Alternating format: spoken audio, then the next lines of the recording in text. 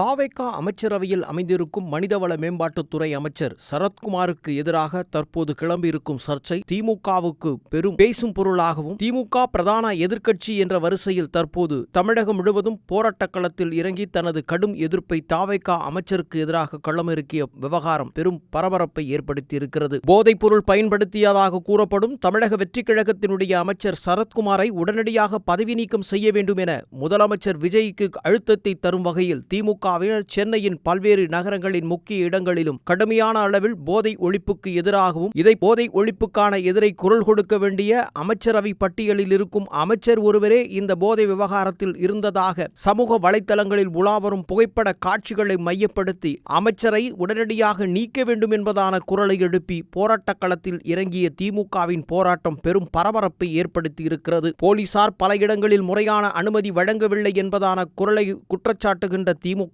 தங்களுக்கு ஒதுக்கப்பட்ட இடங்களில் போராட்டத்தில் ஈடுபட்ட போது வலுக்கட்டாயமாக போலீசாரால் திமுகவின் முக்கிய பிரமுகர்கள் கைது செய்யப்பட்டார்கள். குறிப்பாக சென்னை போன்ற பெருநகரங்களில் முன்னாள் அமைச்சர்களான பி.கே. சேகர்பாபு, சைதாப்பேட்டை உள்ளிட்ட பல பகுதிகளில் முன்னாள் அமைச்சர் மா. சுப்பிரமணியம் உள்ளிட்ட பல இடங்களில் இந்த போராட்டக் களம் அரங்கேறியது. சென்னை காலை நேரம் முழுவதும் பரபரப்புக்கு பஞ்சமில்லாமல் விளங்கிய இந்த திமுகவின் தாவேகா அரசுக்கு எதிரான இந்த போராட்டத்தில் ஏராளமான திமுகவினரும் அதன் தோழமை கட்சியினர் பலரும் பங்கேற்று தங்களின் கடுமையான எதிர்ப்பை பதிவு செய்திருந்தனர். பல இடங்களில் போராட்டம் நடத்த வந்த திமுகவினர் போலீசார் அத்துமீறி போராட்டத்தில் ஈடுபட்டதால் அவர்களை கைது செய்து பெரும் பரபரப்பையும் ஏற்படுத்தியது. சென்னை புரசைவாக்கம் பகுதிகளில் சாலைகளில் போராட்டத்தில் ஈடுபட்டவர்கள் பொதுமக்களுக்கு இடையூறாக ஏற்படுத்தியதன் காரணமாக முன்னாள் அமைச்சர் சேகர்பாபு, சென்னை மாநகர மேயர் பிரியா உள்ளிட்டவரை போலீசார் குண்டுக்கட்டாக கைது செய்து வாகனத்தில் ஏற்றிய சம்பவம் பரபரப்பை ஏற்படுத்தியது. தமிழகத்தில் புதிய ஆட்சி பீடத்தை அலங்கரித்திருக்கும் முதலமைச்சர் ஜோசப் விஜய் தலைமையிலான அமைச்சரவையில் போதைப் பொருட்களுக்கு எதிராக தன்னுடைய நிலைப்பாட்டையும், தமிழகத்தில் போதையில்லா கலாச்சாரத்தை உருவாக்கும் முனைப்புக்கான வேகத்தை எடுத்து வருவதற்கு சமீபத்தில் 2 தினங்களுக்கு முன்பு விழிப்புணர்வு பிரச்சார மாரத்தான் ஓட்டத்தை நடத்தி இருந்த நிலையில் தற்போது தாவேகா அமைச்சரவையில் இடம்பெற்றுள்ள மனிதவள மேம்பாட்டுத்துறை அமைச்சர் சரத்குமாரே போதைப் பொருட்களை பயன்படுத்துவதற்கான காட்சிகள் ஒன்று சமூக வலைதளங்களில் தற்போது வைரலாய் பரவி இதற்கு கடுமையான எதிர்ப்பை தெரிவித்து திமுகவினர் உடனடியாக தாவேகா அமைச்சரவையில் இடம்பெற்றிருக்கக்கூடிய மனிதவள மேம்பாட்டுத்துறை அமைச்சர் சரத்குமாரை உடனடியாக பதவி நீக்கம் செய்ய வேண்டும் என்பதான நிலைப்பாட்டை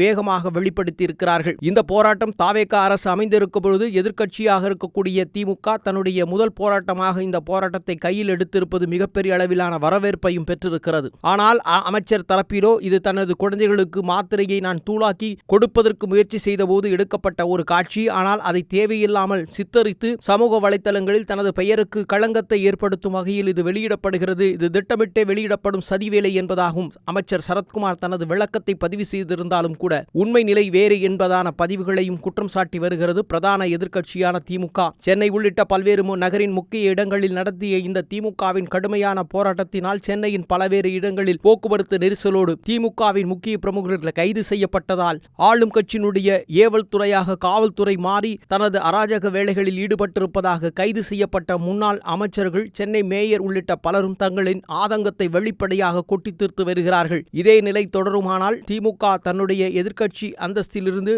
ஆளும் அரசுக்கு தக்க பாடத்தை புகுட்டுவோம் என்பதான எச்சரிக்கையும் விடுத்திருக்கிறார் இந்த போராட்டத்தின் வாயிலாக.